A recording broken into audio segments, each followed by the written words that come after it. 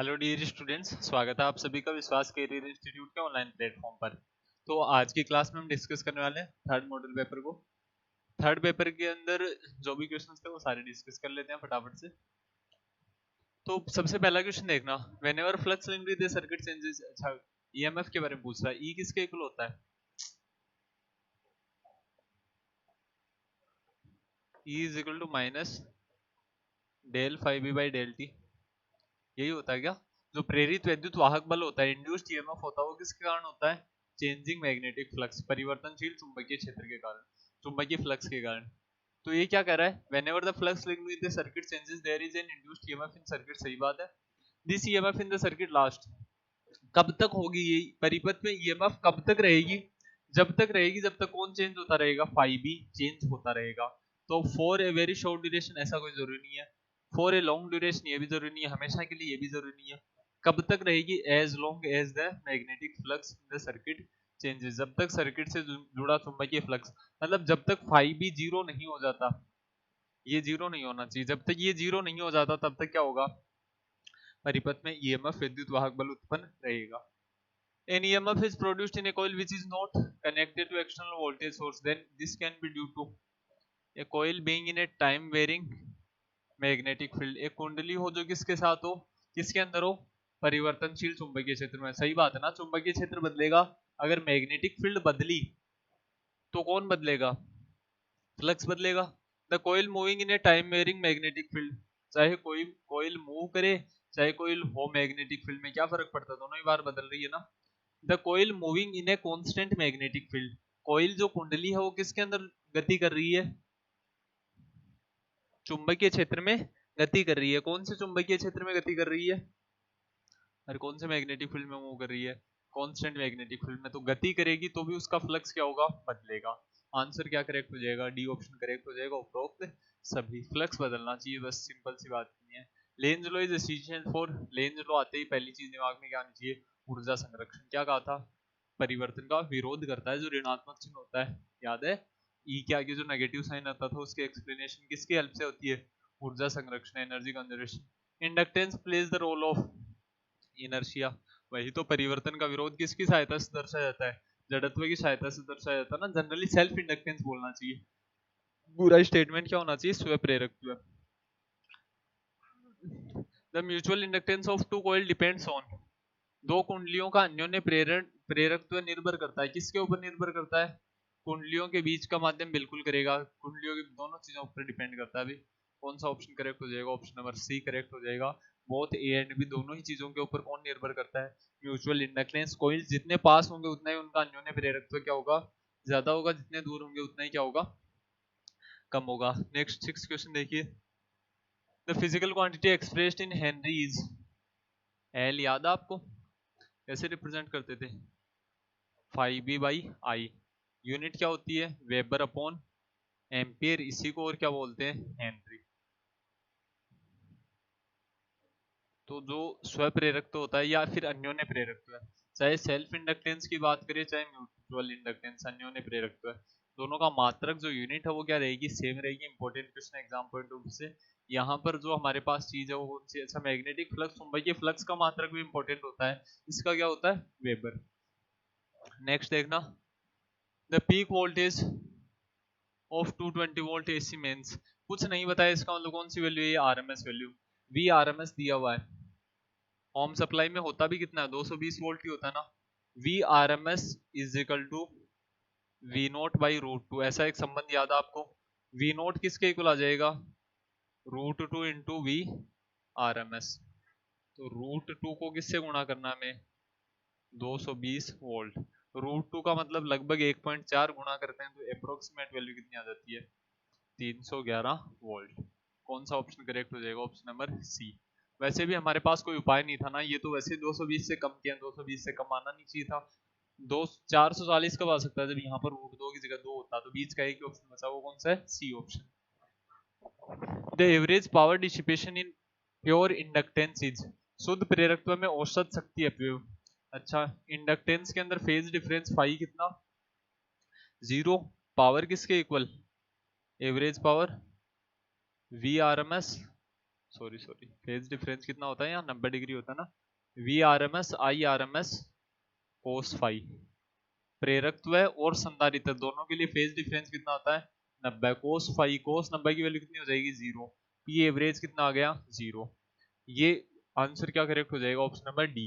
इसके अंदर कई बार कंफ्यूजन हो जाता है, वो क्या होता है हम ध्यान से क्वेश्चन को जब नहीं पढ़ते हैं तो हमें लगता है कि एनर्जी पूछी है, तो टोटल स्टोर्ड एनर्जी कुल संचित ऊर्जा कितनी होती है, तो जब भी एनर्जी पूछ ले या वर्क डन पूछ ले, ऊर्जा या किया गया कार्य पूछ ले, वो कितना आता है half L I square inductor के लिए। तो यहाँ पर शक्ति पूछी है, इसके ऊपर ध्यान दे लेना भी थोड़ा सा है ना। एवरेज पावर, इंडक्टेंस है, प्रेरकत्व है, इसका मतलब कितनी आ जाएगी 0 आ जाएगी। संधारित्र होता तो भी 0 आती, प्रतिरोध के लिए अधिकतम आती है। Transformer is used to, transformer क्या काम करता है, देखो दो चीजें हैं, एक तो रेक्टिफायर दिष्टकारी, एक ट्रांसफॉर्मर। ट्रांसफॉर्मर क्या करता है वोल्टता को बढ़ाने या फिर घटाने का काम करता है। कौन सी वोल्टेज को बढ़ाने या घटाने का काम करता है, एसी को। तो क्या आ जाएगा टू स्टेप अप और down AC voltage, AC voltage को बढ़ाना या घटाना। पढ़ते भी तो अल्टरनेटिंग करंट में ही थे, प्रत्यावर्ती धारा वाले चैप्टर में तो पढ़ा है। तो जाहिर सी बात है भी किसको बढ़ाएगा या घटाएगा, एसी वोल्टेज को। एसी को डीसी में बदलना, इस convert AC into DC, AC को डीसी में कौन बदलता है, रेक्टिफायर दिष्टकारी। नेक्स्ट कौन सा है, डीसी को एसी में बदलना, ये इन्वर्टर होता है। अरे एसी को डीसी में कौन बदलता है, इन्वर्टर। और सॉरी एसी को डीसी में कौन बदलता है, रेक्टिफायर। ये काम कौन करता है, ये काम करता है रेक्टिफायर दिष्टकारी। कन्वर्ट डीसी इंटू एसी ये कौन करता है, इन्वर्टर करता है। तो ये दोनों चीजें भी ध्यान रख लेना भी आप।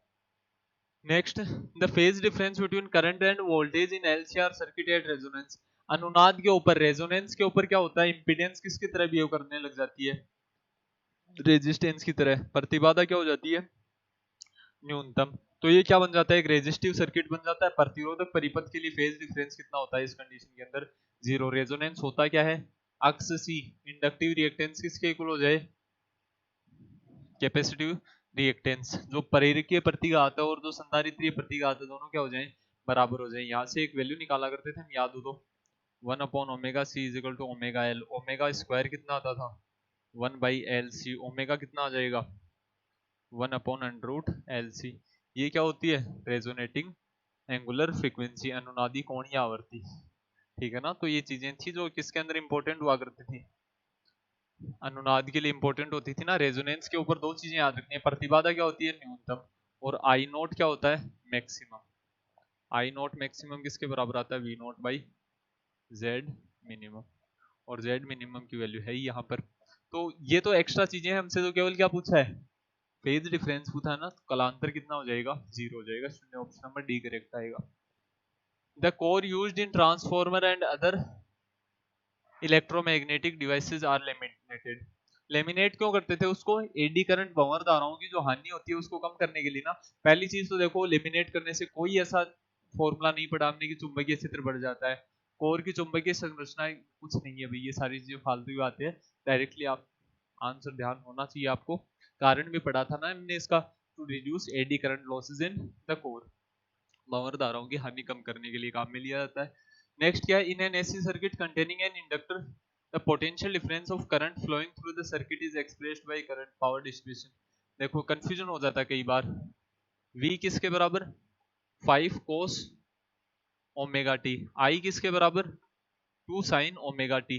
हमें लगता है सर फेज तो सेम है दोनों की, अरे दोनों की कला समान है या नहीं है, नहीं है भाई। क्यों नहीं है, यहाँ साइन है और यहाँ कौन है कोस। तो साइन और कोस में अंतर कितने का होता है, 90 डिग्री के अंतर से चलते हैं ना दोनों। कितने डिफरेंस से चलते हैं, π/2 डिफरेंस से चलते हैं। ग्राफ याद है ना आपको, साइन थीटा ग्राफ कुछ इस तरीके से आता है, और कोस थीटा ग्राफ कहाँ से स्टार्ट होता है, 0 पर मैक्सिमम होता है ना कोस थीटा। तो इनका ग्राफ क्या चलता है एक दूसरे से, कोस थीटा जो है वो साइन से कितना आगे चलता है 90 डिग्री। तो फेज डिफरेंस कितना होता है इन दोनों में, कलांतर कितना आता है π/2। लेकिन सर फेज डिफरेंस तो पूछा ही नहीं। अरे पावर डिस्ट्रीब्यूशन निकालने के लिए क्या करना पड़ेगा हमें, फेज डिफरेंस तो निकालना पड़ेगा। पावर का फॉर्मूला क्या होता है, P average equal to I R M S. चलो सी फॉर्म में लिख देते हैं। देखो नॉर्मल जब डीसी करंट फ्लो हो रहा हो ना, दिष्ट धारा, तब तो पावर निकालने का सीधा सा फॉर्मूला है, पी किसके इक्वल होता है, वी आई। लेकिन अल्टरनेटिंग सर्किट में कितना आता था, V R M S I R M S cos phi. यही वैल्यू आती थी कि हमारे पास फाई कितना है 90, कोस 90 हो गया, बाकी चीजें सोचनी नहीं है ना, कोस 90 0। तो डायरेक्टली आंसर कितना आ जाएगा 0। हमें निकालना ही नहीं है। बाकी V R M S I R M S निकाल सकते थे या नहीं निकाल सकते थे यहाँ से। ये किसकी वैल्यू है वी नोट की, ये किसकी वैल्यू है आई नोट। वी नोट कितना था यहाँ पर हमारे पास 5, आई नोट कितना था हमारे पास 2। वी आर एम एस निकाल सकते थे। वी आर एम एस किसके इक्वल आएगा वी नोट बाई √2। जरूरी नहीं है ना हर बार ये पाई बाई 2 ही आ जाए आपका। अगर सेम भी आए तो भी यहाँ से आप क्या कर सकते थे, इसको सोल्व कर सकते थे। हम टाइम वेस्ट नहीं करेंगे भी। आप अगर प्रैक्टिस के लिए सोल्व करके देखना चाहो तो प्रतिरोधक इस इंडक्टर की जगह रेजिस्टेंस काम में ले लेना। प्रतिरोध के लिए रेजिस्टिव सर्किट के लिए फेज डिफरेंस कितना आता है 0 आता है ना। मैक्सिमम पावर डिसिपेशन वहीं पर होता है। ठीक है, ये सारी चीजें याद रखनी होती है। आपको सीक्वेंस से बता रखी है ना। The frequency of an AC is 50 Hz. How many times the current becomes 0 in 1 second? आवर्ती का मतलब क्या होता है, एक सेकंड में कितने चक्कर पूरे कर रहा है। यही है हमारे पास अल्टरनेटिंग करंट, प्रत्यावर्ती धारा यही है ना। तो अल्टरनेटिंग करंट एक सेकंड में फ्रीक्वेंसी 50 हर्ट्ज दे रखी है। इसका मतलब कितने चक्कर पूरे किए जा रहे हैं 50 चक्कर। एक चक्कर में कितनी बार शून्य होता है 2 बार। एक साइकिल में कितनी बार 0 हो रहा है 2 बार। कितने चक्कर कर रहा है 50 चक्कर। ये पूछ रहा है एक सेकंड में कितनी बार 0 हुआ है। एक सेकंड में 50 चक्कर की, एक चक्कर में 2 बार 0 हुआ। तो एक सेकंड में करंट कितनी बार 0 हो गया अभी 100 बार। कितने टाइम्स 0 होगा 100 टाइम्स। नेक्स्ट देखना, the ratio of contributions made by electric field and magnetic field components to the intensity of electromagnetic wave. वैद्युत चुंबकीय तरंग यही होती है क्या। ये कौन है इलेक्ट्रिक फील्ड, इसके साथ में कौन प्रोपेगेट करती है मैग्नेटिक फील्ड। दोनों का जो प्लेन होता है, जो दोनों का तल होता है कंपन का, वो क्या होता है एक दूसरे के परपेंडिकुलर होता है ना। ये इस प्लेन परपेंडिकुलर प्लेन में क्या कर रही है वाइब्रेट। तीव्रता में दोनों का योगदान कितना होता है अभी आधा आधा होता है। दोनों का कंट्रीब्यूशन कितना होता है हाफ कंट्रीब्यूशन होता है ना दोनों का। कुछ चीजें याद रखनी थी आपको। यहाँ पर इलेक्ट्रिक फील्ड और मैग्नेटिक फील्ड हमेशा क्या होती है परपेंडिकुलर। फेज डिफरेंस कालांतर कितना दोनों में 0। बस अंतर कितना है, ये इस तरीके से वाइब्रेट कर रही है इलेक्ट्रिक फील्ड और मैग्नेटिक फील्ड इधर वाइब्रेट कर रही है। वैद्युत क्षेत्र इस तरीके से कंपन कर रहा है, चुंबकीय क्षेत्र इस तरीके से कंपन कर रहा है। दोनों का तल क्या है लंबवत, लेकिन जो वेव जा रही है वो किधर जा रही है इस दिशा में। इसीलिए हम क्या बोलते हैं इसको, ये ट्रांसवर्स वेव है। कैसी तरंग होती है वैद्युत चुंबकीय तरंग, अनुप्रस्थ होती है। ये कुछ एक्स्ट्रा चीजें जो आपको याद रखनी है। योगदान दोनों का बराबर रहना। देखो इंटेंसिटी हाफ हो जाएगी ना। पोलराइजेशन ध्रुवण में भी हमने देखा था, लाइट भी तो एक इलेक्ट्रोमैग्नेटिक वेव तो थी। तो दोनों के इंटेंसिटी में बराबर योगदान है। कौन सा ऑप्शन करेक्ट हो जाएगा, ऑप्शन नंबर सी करेक्ट हो जाएगा। क्या पूछा, यही तो पूछा ना। कंट्रीब्यूशन मेड इन इंटेंसिटी, तीव्रता में योगदान पूछ रहा है ना,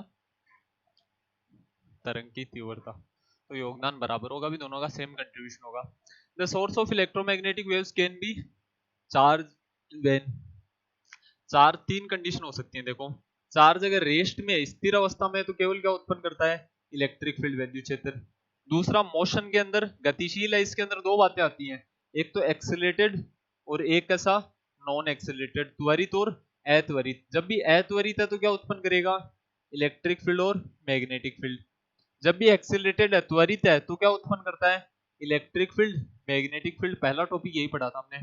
प्लस ईएम वेव्स, प्लस क्या उत्पन्न करता है वैद्युत चुंबकीय तरंगे। तो यहाँ पर क्या पूछा जा रहा है, ये तो चीज पूछी जा रही है ना। The source of electromagnetic wave can be charge, कब हो सकता है जब वो त्वरित हो। त्वरण तो सीधा सीधा बोल नहीं रखा, कांस्टेंट वेलोसिटी, ये तो नहीं हो सकता। नियत वेग से गतिशील है, इसका मतलब वो नॉन एक्सेलरेटेड है। इसका एक्सेलरेशन कितना 0। मूविंग इन सर्कुलर ऑर्बिट, कुछ ना कुछ एक्सेलरेशन आएगा। फॉलिंग इन इलेक्ट्रिक फील्ड, दोनों ही बातें सही है। कौन सा ऑप्शन करेक्ट हो जाएगा, ऑप्शन नंबर डी। दोनों बी और सी क्या होंगे सही होंगे। बाकी डायरेक्टली एक्सेलरेटेड बोल देता है एग्जाम के अंदर लगभग। X-rays, gamma rays and microwaves travelling in vacuum have, एक ट्रिक पढ़ी थी हमने, rich man is visiting uncle Xavier's garden. इधर जाने पर क्या होता था वेवलेंथ घटती थी, आवर्ती बढ़ती थी, ऊर्जा बढ़ती थी, यही होगा। अब यहां पर क्या पूछ रहा है कि एक्स रेज है हमारे पास, ये रही एक्स रेज, और कौन है गामा रेज है, ये रही गामा रेज, ये कौन है माइक्रोवेव। क्या पूछा जा रहा है सेम वेवलेंथ पर डिफरेंट वेलोसिटी। सबकी वेवलेंथ सेम थोड़ी है, नहीं है। सेम फ्रीक्वेंसी, आवर्ती भी सेम नहीं है। सेम वेलोसिटी डिफरेंट वेवलेंथ, ये बात सही है। अरे वेग क्या होगा सबका सेम होगा। लाइट वेलोसिटी किसके इक्वल होती है सी बाई एन। वैक्यूम के अंदर बात करें तो सबकी लाइट की स्पीड कितनी होगी जो लाइट की होती है 3 × 10⁸ मीटर पर सेकंड, ठीक है ना। बाकी की अनदर मीडियम में बात की जाए तो इस तरीके से निकालते हैं। सी को और क्या लिखा जाता है, 1/√, म्यू नॉट एप्सिलॉन नॉट। ये सारी चीजें पढ़ चुके हैं ना हम इलेक्ट्रोमैग्नेटिक वेव्स के बारे में। क्या आ जाएगा, समान वेव लेकिन विभिन्न तरंग दैर्ध्य। तरंग दैर्ध्य सबका अलग अलग होगा। When a metal rod of length 1 is placed normal to uniform magnetic field B and moved with a velocity V, क्या होगा भी, मोशनल इलेक्ट्रोमोटिव फोर्स, गतिक विद्युत वाहक बल। डायरेक्ट इक्वेशन पढ़ते थे हम, क्या इक्वेशन आती थी, बी एल बी, उसी इक्वेशन से निकाला करते थे ना, ई किसके equal, minus del phi B by del t. याद होगा ना आपको, सबसे पहले ये एक कोइल मानते थे हम, इधर मैग्नेटिक फील्ड चुंबकीय क्षेत्र क्या बता रहा है, लंबवत बता रहा ना। यहाँ एक रोड है, किस लेंथ की है, एल की, किस वेलोसिटी से मूव कर रही है, वी वेलोसिटी से। चुंबकीय क्षेत्र कितना है यहाँ पर, बी वेक्टर। तो यहाँ से जब फ्लक्स निकाला करते थे, कैसे निकालते थे, बी इंटू एरिया, तो यहाँ से वैल्यू कितनी आती थी, बी एल वी, यही तो आती थी। पूरा प्रूफ पढ़ना हो तो पढ़ लेना, भी 4th चैप्टर में हमने करवा रखा है ना, नोट्स वगैरह में देख लेना। कौन सा ऑप्शन करेक्ट, डी ऑप्शन। बताना थोड़ी था वो उसका proof. Two lenses of focal length 20 cm and minus 40 cm are held in contact. The image formed, देखो दो लेंस है, पहले की फोकस दूरी कितनी दे रखी है, 20 सेंटीमीटर, दूसरे की कितनी दे रखी है, माइनस 40 सेंटीमीटर। जब भी ऐसा होता है पावर ऐड हो जाती है क्या, इन दोनों से एक नया लेंस बनेगा, उसकी पावर क्या हो जाएगी, ऐड। पी किसके equal, P1 plus P2। Power होती क्या है, फोकल लेंथ का उल्टा, 1/f किसके इक्वल आ गया, 1/f1 प्लस 1/f2। f1 कितना, 1/20, माइनस कितना आ गया, 1/40। एलसीएम कितना है, 40, 2 माइनस 1/40, आंसर भी कितना आ गया, 1/40। अच्छा, ये तो 1/f की वैल्यू है ना, f कितना आ जाएगा, 40 सेंटीमीटर। अब सर ये तो f की वैल्यू आई, पूछा क्या है, the image of object at infinite. जब भी वस्तु फोकस दूरी के ऊपर रखी जाती है, इमेज प्रतिबिंब कहाँ पर बनता है, अनंत के ऊपर। सीधा सा तरीका, कहाँ पर रख दो, 40 सेंटीमीटर, क्योंकि फोकस बिंदु कहाँ पर आया है, 40 सेंटीमीटर पर ही आया है। The final image formed by an astronomic telescope with respect to object. देखो एस्ट्रोनॉमिक टेलीस्कोप में ऑब्जेक्ट इधर होता था इनफाइनाइट के ऊपर, उसकी इमेज यहाँ बनती थी। किससे बनाते थे, याद आपको, डॉटेड लाइन से मिलाया करते थे।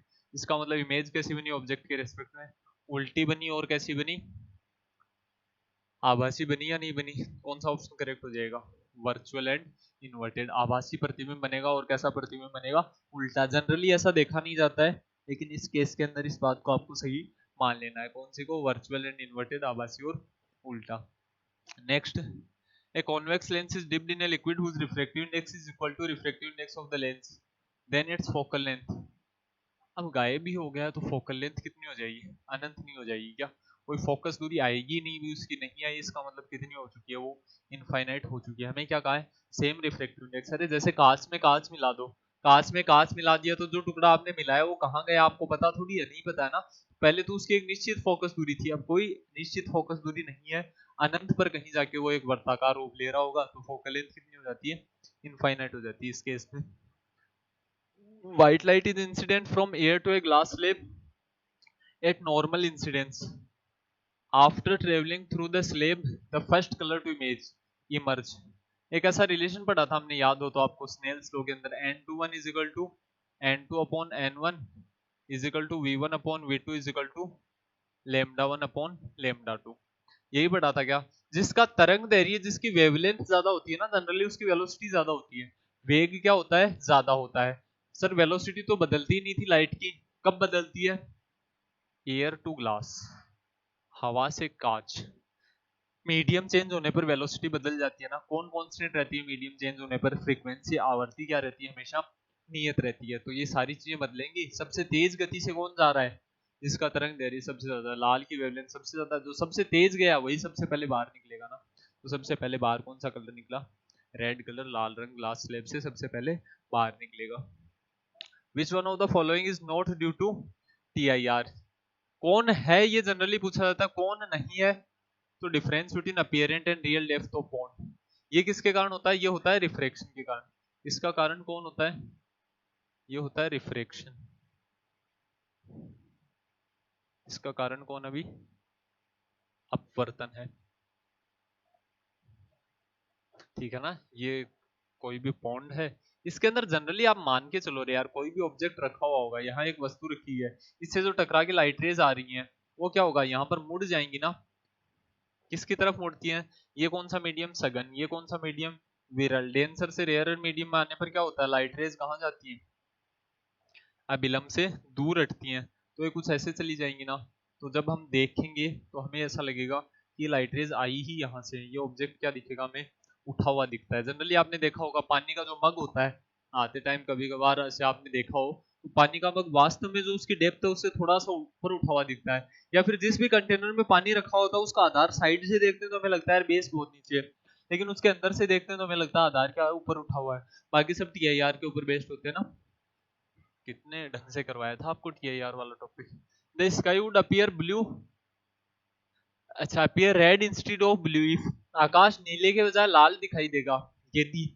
जनरली नीला दिखाई देता है, क्यों? क्योंकि नीला कलर स्केटर ज्यादा होता है किसके कंपैरिजन में? रेड के कंपैरिजन में।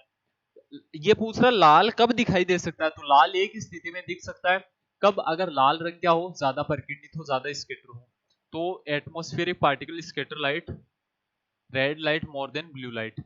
वायुमंडलीय जो कण है वो नीले प्रकाश की तुलना में लाल प्रकाश को अधिक बिखेरते हो अगर, या परिकिरणित करते हो, तो आकाश लाल दिखाई दे सकता है, वरना क्या दिखाई देता है?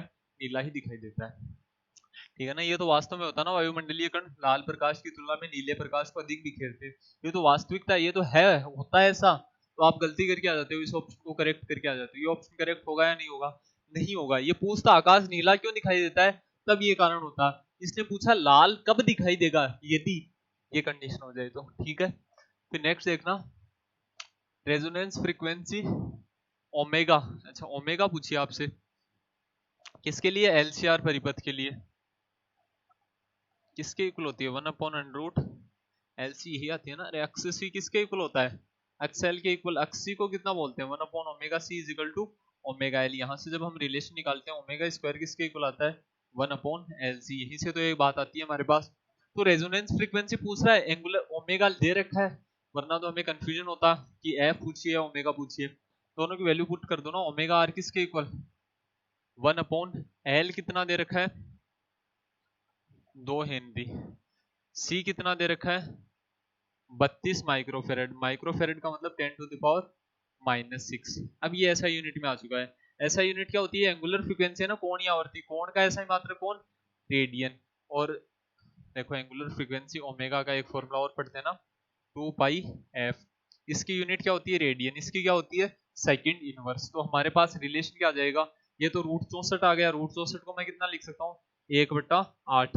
ये कितना आ गया? 10⁻³ आया ना, रूट से बाहर आया, ऊपर जाएगा कितना हो जाएगा? 10⁻3। क्या करना है हमें? 1000 में 8 से डिवाइड देना है। कितनी बार जाएगा? कितनी बार जाएगा अभी? 8 एकम 8, 20 बचा, यही बचा ना। तो 20, 8 दूनी 16, 4 बचा 40, 8 पंजो 40। क्या आ गया? 125 रेडियन इंटू सेकेंड इनवर्स। कौन सा ऑप्शन करेक्ट हो जाएगा? ऑप्शन नंबर ए करेक्ट हो जाएगा। ठीक है ना। इस तरीके के क्वेश्चन आपको सोल्व करने आनी चाहिए। अगर यहां से ये फ्रीक्वेंसी पूछता, निकाल लेते क्या? केवल क्या करना था? फ्रीक्वेंसी निकालने के लिए क्या करते थे? 125/2π हर्ट्ज, ये वैल्यू आ जाती। तो या तो ऑप्शन ऐसा होता है, या पाई की वैल्यू आप सब लोग जानते हो ना 3.14 होती है, वो यहाँ पर रख देते। An alternating voltage of frequency omega is induced in a circuit consisting of L and connected in series then across the inductance coil.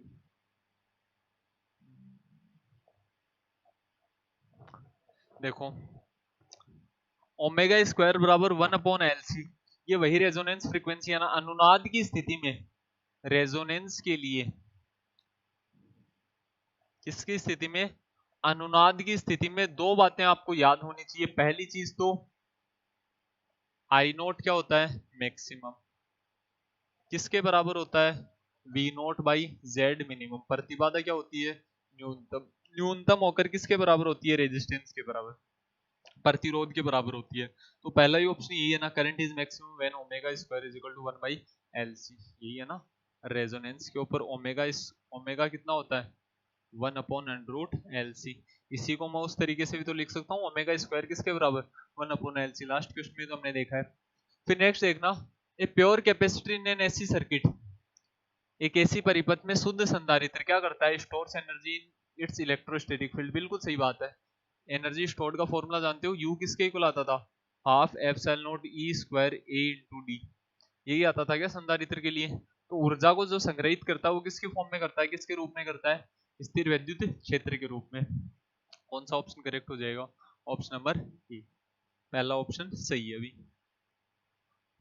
A capacitor of capacitance C and has reactance x C if the capacitance किसको बढ़ा रहा है, C को double कर रहा है, frequency को क्या कर रहा है, डबल, आवर्ती को दोगुना किया जा रहा है, ठीक है। Then the capacitive reactance x C का फॉर्मूला जानते हो आप, क्या होता है, 1/ओमेगा C।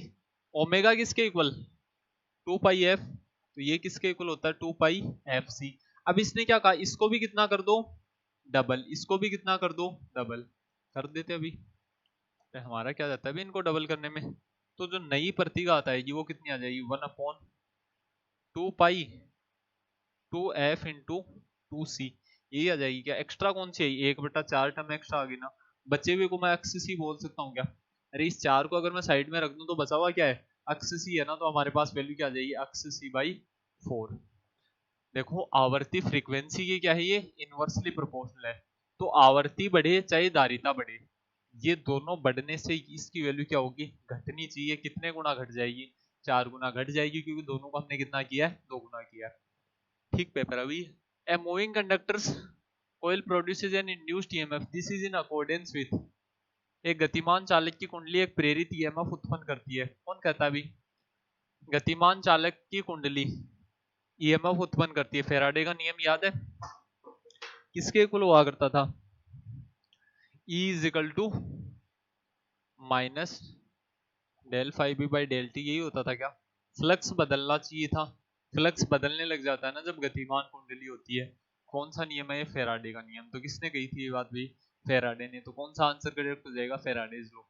फिर कह रहा है एक plane electromagnetic wave propagating along x direction can have the following pairs, x दिशा में संचरित हो रही है। देखो डायरेक्शन क्या होती है हमेशा प्रोपेगेशन की, जो संचरण की दिशा होती है वो किसके अलोंग होती है, E vector cross B vector, यही होती है क्या, अरे ई क्रॉस बी किया जाता है। दूसरी चीज याद रखना, इधर कौन होती थी, इलेक्ट्रिक फील्ड, इधर कौन होती थी, मैग्नेटिक फील्ड। इसको मैं एक्स डायरेक्शन बोलूं, इसको अगर मैं सॉरी,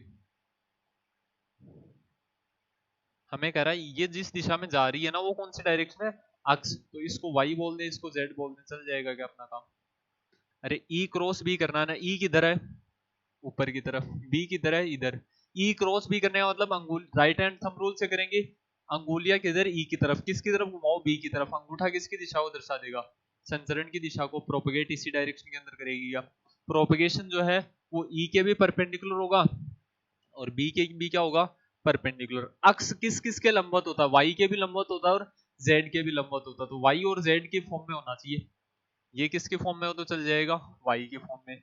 बी किसके फॉर्म में होना चाहिए, जेड। देखो ई किसकी तरफ, वाई की तरफ, बी किसकी तरफ, जेड की तरफ। ये कण इधर चल रहा है, ये कण बोर्ड के प्लेन से बाहर आ रहा है, जो मैग्नेटिक फील्ड है ना, चुंबकीय क्षेत्र। तो हमारे पास कौन सा पेयर सही है, ये पेयर सही है, वाई और जेड दोनों के। अरे अक्स किस किस के साथ 90 डिग्री का कोण बनाता है, क्या अक्स अक्स के साथ 90 बनाता है, नहीं बनाता है, ठीक है। तो यही ऑप्शन बचाना, याद रखना इस बात को हमेशा, ठीक है ना। अक्स को एक चीज और याद होगी, अक्स को आई कैप भी लिखा जाता है, तो ये लिख दे तो भी कंफ्यूज मत हो जाना। वाई को क्या लिखते हैं हम, जे केप, और जेड को क्या लिखा जाता है, के केप लिखा जाता है। तो इन तीनों चीजों को याद रख लेना, इसके फॉर्म में भी इस बात को बताया जा सकता था। The quantity under root mu naught, अच्छा सी किसके इक्वल, 1/√μ0 एप्सिलॉन नॉट। तो ये क्या पूछ रहा है, म्यू नॉट एप्सिलॉन नॉट किसको रिप्रेजेंट करती है, तो under mu naught epsilon not किसको रिप्रेजेंट कर देगी, 1/c को, उल्टा ही तो है। तो क्या आ जाएगा, स्पीड ऑफ साउंड ना speed of light in vacuum ना स्पीड ऑफ इलेक्ट्रोमैग्नेटिक वेव, ये दोनों बातें तो सेम ही है। अरे ये दोनों बातें अलग अलग है, सेम है ना। किसका उल्टा है, निर्वात में प्रकाश की गति का व्युत्क्रम है, उल्टा है ना, देख लो सीधा सीधा रिलेशन आ रहा है। Next, which one of the following current flows in the gap between capacitor plates, संधारित्र की प्लेटों के मध्य कौन सी धारा प्रवाहित होती है। यहाँ पर जो धारा प्रवाहित होती है उसको क्या बोलते हैं, कंडक्शन करंट। यहाँ जो धारा प्रवाहित होती है उसको क्या बोलते हैं, डिस्प्लेसमेंट करंट। यहाँ वापस कौन सा करंट फ्लो करने लग जाता है, कंडक्शन करंट या चालन धारा। ये कौन सी धारा होती है, विस्थापन धारा। किसने बताया था इसके बारे में, मैक्सवेल ने। कौन सा ऑप्शन करेक्ट हो जाएगा, A option. Displacement current. Next देखना, एम्पियर मैक्सवेल का परिपथीय नियम है। देखो पहले जो हम इक्वेशन पढ़ते थे वो ये होती थी क्या, B vector dot DL vector किसके इक्वल होगा, म्यू नॉट सब्मिशन आई। लेकिन पहले जो हम कुल धारा को जानते थे वो केवल चालन धारा थी क्या, मैक्सवेल ने एक और नई धारा का अस्तित्व बता दिया, वो कौन सी है, डिस्प्लेसमेंट धारा। तो मैक्सवेल ने एक नया नियम दिया, नया नियम नहीं था ये, वास्तव में एम्पियर के नियम में सुधार था। उसने क्या कहा, कुल धारा केवल चालन धारा के बराबर नहीं होगी, किसके बराबर होगी, चालन धारा प्लस विस्थापन धारा, conduction current plus displacement current. Option number C correct हो जाएगा। B vector dot DL vector किसके इक्वल आ जाएगा, mu naught IC plus ID. ID की वैल्यू भी जानते हो ना आप, कितनी होती है, epsilon naught del phi by del t. Changing electric flux के कारण ये धारा प्रवाहित होती है, तो वो वैल्यू भी लिख सकता था। लास्ट क्वेश्चन देख लो, the curves between energy and wavelength for electromagnetic wave are shown for which of the following waves the energy will be minimum. Graph की जरूरत ही नहीं है, हम जानते हैं ना सीधा सीधा ही।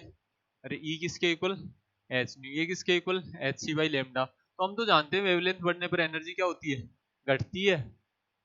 तो इधर देखो वेवलेंथ बढ़ रही है, एनर्जी क्या हो रही है, घट रही है, ग्राफ तो सही है।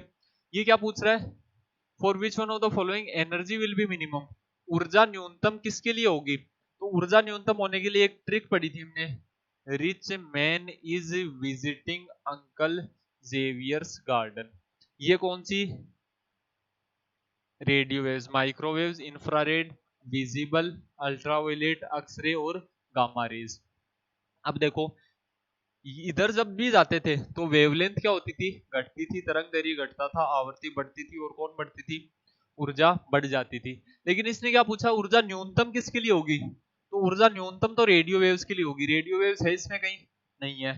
फिर माइक्रोवेव्स के लिए होगी, तो ऑप्शन कौन सा सही हो जाएगा, माइक्रोवेव्स तो है ना, सूक्ष्म तरंगे हैं ऑप्शन में, तो कौन सा ऑप्शन करेक्ट होगा, सी ऑप्शन। तुलनात्मक बताना था ना आपको, तो चार ऑप्शन दिए हुए, इनमें से सबसे न्यूनतम किसके लिए होगी, तो क्या आंसर आ जाएगा, माइक्रो वेव्स।